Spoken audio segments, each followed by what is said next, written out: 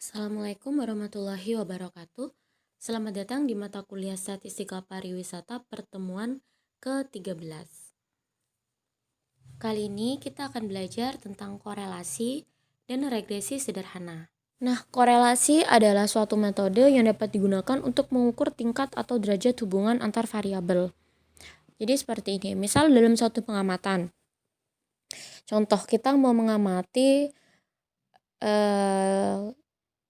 daya tarik dalam suatu destinasi wisata itu seberapa besar dia bisa mempengaruhi atau berhubungan dengan keputusan berkunjung seorang wisatawan. Nah, jadi dalam suatu pengamatan itu kita tentukan dulu variabelnya. Dalam contoh yang saya sampaikan, maka variabel yang pertama yaitu daya tarik. Variabel yang kedua yaitu keputusan berkunjung. Nah, kita ingin mencari tahu seberapa besar hubungannya, maka kita gunakan metode yang namanya korelasi. Nah, besaran untuk menentukan tingkat atau derajat hubungan variabel itu dinamakan koefisien korelasi atau disimbolkan dengan R. Kemudian, kalau dalam satu pengamatan itu terdiri dari dua variabel saja, maka disebut korelasi sederhana. Persamaannya nanti itu namanya persamaan regresi sederhana. Kalau lebih dari dua variabel itu namanya korelasi berganda dan persamaannya dinamakan persamaan regresi berganda. Nah, kemudian untuk mencari R rumusnya seperti slide selanjutnya bisa dilihat ada N sigma XY min sigma X sigma Y dibagi bla bla bla. Nah, XY ini apa? X itu adalah variabel bebas, Y adalah variabel terikat. Nah, jadi dalam contoh yang saya sampaikan, daya tarik mempengaruhi keputusan berkunjung. Oke, yang mempengaruhi itu adalah daya tarik. Maka di sini daya tarik dinamakan variabel bebas. Jadi X ini adalah nilai dari daya tarik. Kemudian keputusan berkunjung itu dipengaruhi. Yang dipengaruhi itu adalah keputusan berkunjung. Maka keputusan berkunjung itu dinamakan variabel terikat atau disimbolkan dengan Y. Nah, seperti itu. Jadi saya ulangi, X adalah variabel bebas. Dalam contoh saya itu daya tarik, kemudian Y adalah variabel terikat. Dalam contoh yang saya sampaikan, Y di sini adalah keputusan berkunjung. Kemudian N itu adalah banyaknya data. Seperti itu. Nah, kemudian ada koefisien determinasi. Koefisien determinasi ini adalah kuadrat dari R. Seperti itu. Nah, contoh, jika R-nya sudah ketemu 0,9, berarti koefisien determinasinya kita kuadratkan diperoleh 0,81. Kita ubah ke persen, 0,81 itu adalah 81%. Nah, apa artinya? Artinya bahwa sebesar 81% variabel X itu dapat mempengaruhi variabel Y. Jadi Y ini dipengaruhi oleh variabel X sebesar 81%. Nah, 19% lainnya dipengaruhi oleh apa? Yaitu dipengaruhi oleh faktor lain gitu. Jadi dari 100%, misal dari contoh yang saya sampaikan tadi, berarti dari semua faktor, dari 100% faktor yang dapat mempengaruhi keputusan berkunjung, ternyata 81% keputusan berkunjung itu dipengaruhi oleh daya tarik. Sedangkan 19% lainnya itu dipengaruhi oleh faktor-faktor lain, misal atraksi, misalnya lagi akses, seperti itu. Nah, jadi 81% itu dipengaruhi oleh daya tarik itu. Nah, itu menunjukkan hubungannya. Kemudian harga koefisien korelasi ini berada pada interval min 1 sampai dengan 1. Apabila R ini sama dengan 1, maka korelasinya kuat, positif. Artinya makin besar nilai X, maka makin besar nilai Y. Kalau R-nya ini min 1, korelasinya ini kuat, negatif. Artinya semakin besar nilai X, maka semakin kecil nilai Y. Jadi kalau negatif itu yang satu semakin besar, yang satu semakin kecil gitu. Kalau apabila R-nya 0, maka tidak ada korelasi antar variabel. Jadi tidak ada hubungan ternyata. Tidak ada yang mempengaruhi seperti itu. Nah, kemudian regresi. Regresi ini kalau tadi koefisien korelasi dan koefisien determinasi ini menunjukkan seberapa besar hubungan antara variabel, kalau regresi ini untuk mengetahui atau mengukur pola. Jadi pola hubungan antar variabel. Nah, ini dituliskan dengan persamaan Y sama dengan A plus BX. Y ini adalah variabel terikat tadi, X adalah variabel bebasnya. A dan B itu koefisien. Nah, dicari sesuai dengan rumus pada slide selanjutnya, seperti itu. Jika sudah ketemu A dan B, maka kita masukkan ke persamaan Y sama dengan A plus BX. Sekian penjelasan dari materi ke-13. Semoga bermanfaat. Jika ada pertanyaan, bisa langsung ditanyakan kepada saya. Terima kasih. Wassalamualaikum warahmatullahi wabarakatuh. Baik, untuk contoh materi korelasi dan regresi sederhana. Nah, ini adalah tabel yang menunjukkan volume penjualan paket wisata serta laba bersih dari salah satu biro perjalanan wisata di Kota Bandung selama 12 bulan terakhir. Jadi, bulan pertama, volume penjualannya yaitu sekitar 2,5 dalam satuan ribuan unit. Artinya, bulan pertama volume penjualan yaitu 2.500 unit, sekitar 2.500 unit. Laba bersih yang diperoleh satuannya puluhan juta, 6,0, artinya laba bersih bulan pertama sekitar 60 juta rupiah. Untuk bulan kedua, penjualan paket yaitu sekitar 2.600 unit. Laba bersih yang diperoleh 59 juta. Begitupun seterusnya sampai bulan ke-12, penjualannya yaitu sekitar 3.800 unit paket wisata. Laba bersih yang diperoleh sekitar 69 juta. Selanjutnya, Anda diminta untuk menghitung yang pertama adalah koefisien korelasi. Untuk mendapatkan koefisien korelasi, langkah pertama kita cari dulu, untuk memudahkan kita cari dulu XY, X kuadrat, Y kuadrat.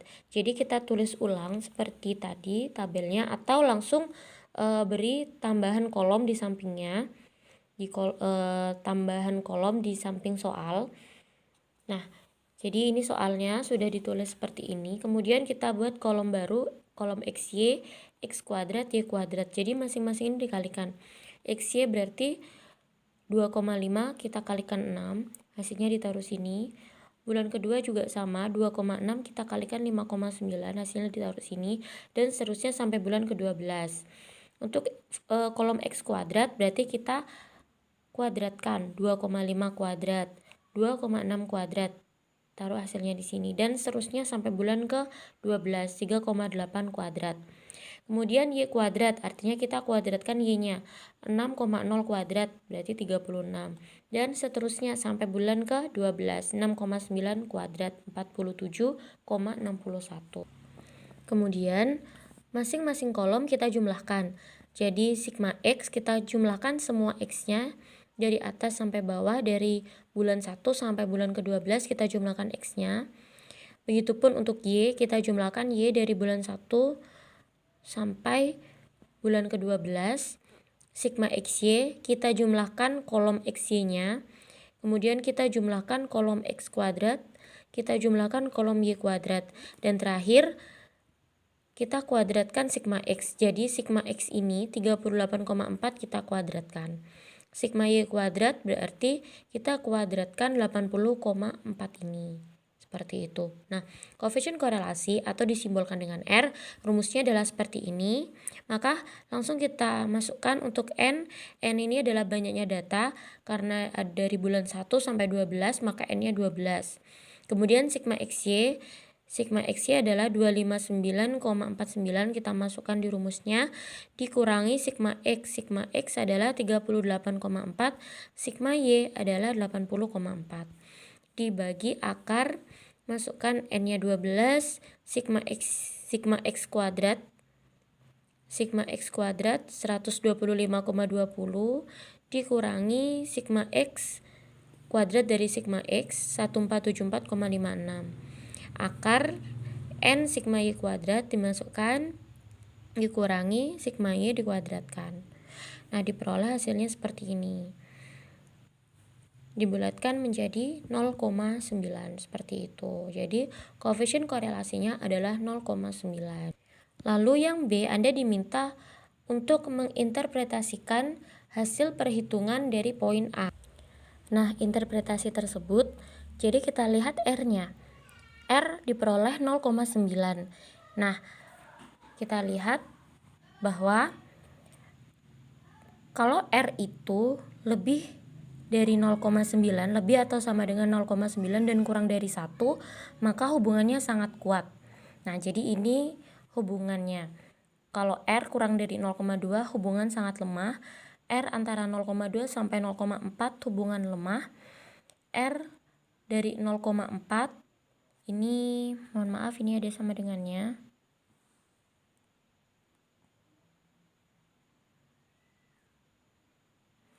Jadi R lebih besar sama dengan 0,4 dan kurang dari 0,7 hubungan cukup kuat. R lebih besar sama dengan 0,7 kurang dari 0,9 hubungan kuat. Dan R lebih besar sama dengan 0,9 kurang dari 1 hubungan sangat kuat. Nah, karena di sini R-nya 0,90326, maka hubungannya sangat kuat dan positif. Nah, artinya apa? Bahwa dengan meningkatnya volume penjualan paket wisata, maka akan memberikan kecenderungan meningkatnya laba bersih. Jadi, seperti yang sudah disampaikan di slide, bahwa positif itu artinya jika yang satu meningkat, maka yang lain juga ikut meningkat. Dan peningkatannya ini kuat, artinya jika volume penjualan ini meningkat, maka laba bersih juga akan meningkat dengan cepat, seperti itu. Jadi hubungannya sangat kuat dan positif. Kemudian untuk yang D, apabila volume penjualan paket wisata di Biro Perjalanan Wisata tersebut mencapai 4.200 unit, berapakah perkiraan laba bersih yang diterima Biro Perjalanan Wisata tersebut? Nah, mohon maaf, sebelum ke D, kita kerjakan dulu yang C. Yang C, tentukan persamaan regresi linier. Untuk menentukan persamaan regresi linier, kita cari dulu koefisien A dan B-nya. A, rumusnya adalah seperti ini. Kita masukkan nilai sigma X kuadrat, sigma Y, seperti yang sudah kita kerjakan sebelumnya. Nah, ketemu di sini A-nya 3,65 dibulatkan dan B 0,95. Nah, maka persamaan regresi liniernya Y sama dengan A plus BX. Maka Y sama dengan A-nya 3,65 plus B 0,95X. Nah, kemudian untuk yang D, jika volume penjualan 4.200 unit. Nah, karena volume penjualan itu disimbolkan dengan X, ini adalah nilai X, ini adalah nilai Y, maka kita ganti X-nya sama dengan 4.200. Maka berapa Y-nya? Kita masukkanlah ke sini. X-nya ini kita substitusi 4.200. 4.200 unit, tapi kita lihat lagi karena X di sini satuannya adalah ribuan, maka 4.200 itu kita tulis 4,2. Nah, jadi di sini Y sama dengan 3,65 ditambah 0,95 dikalikan 4,2. Jadi kita kalikan dulu 0,95 kali 4,2, hasilnya baru ditambah 3,65, yaitu nilainya 7,64. Jadi perkiraan laba bersihnya jika volume penjualan 4.200 unit, maka laba bersih yang diperoleh diperkirakan 7,64 puluhan juta, artinya 76.400.000, seperti itu. Kemudian yang E, plotkan persamaan garis regresi linier ke dalam grafik. Plot itu artinya kita membuat grafik, kemudian kita buat dari sumbu X dan sumbu Y, kemudian kita buat garisnya. Nah, kita tulis dulu persamaan regresinya, Y sama dengan 3,65 plus 0,95X. Nah, kita masukkan X-nya dari 0, 1, 2, ini bisa berlanjut sampai seterusnya. Kita ambil 3 titik saja, tidak masalah. Untuk X-nya 0, berarti X-nya kita ganti 0. 0 kali 0,95 adalah 0, maka Y-nya 3,65. Untuk X-nya 1, berarti kita masukkan X-nya ini 1. 0,95 kali 1 tetap 0,95 tambah 3,65, 4,6. Kemudian untuk X-nya 2, kita masukkan X2 di sini dikalikan 0,95 hasilnya ditambah 3,65 hasilnya 5,55. Nah, kemudian kita buat grafiknya. Sumbu X untuk X0, 1, 2. Nah, perhatikan bahwa jarak ini harus sama. Jadi kalau ini dari 0 ke 1 kan selisihnya 1, berarti dari 1 harus ke 2. Setelah ini berarti dari 2 ke 3, 3 ke 4, seperti itu. Jadi tidak boleh loncat-loncat. Nah, bagaimana kalau ini nilainya kan tidak urut, 3,65 kemudian 4,6. Ini kan selisihnya beda-beda. Tetap kita harus buat urut. Jadi misalkan ini 1, 2, 3, 4, 5, 6 dan seterusnya. Nah, untuk yang pertama Y 3,65 berarti 1, 2, 3, 3,65 berarti ada di sini. Maka kita buat saja satu titik di sini. Anggap di sini 3,65, tidak masalah. Kemudian 4,6 berarti 1, 2, 3, 4. 4,6 berarti ada di sini. Nah, kita ambil katakan di sini 4,6. Jadi untuk X1 Y-nya 4,6, maka kita pasangkan dengan X1, maka titiknya di sini. Kemudian untuk Y 5,5, 5,55. Jadi 1, 2, 3, 4, 5. Nah, berarti ada di sini 5,55. Anggap di sini. Untuk X2 berarti kita pasangkan X-nya 2. Kita buat titik di sini, kemudian kita sambungkan titik-titik ini menjadi sebuah garis. Nah, inilah grafik persamaan regresi linearnya, seperti itu.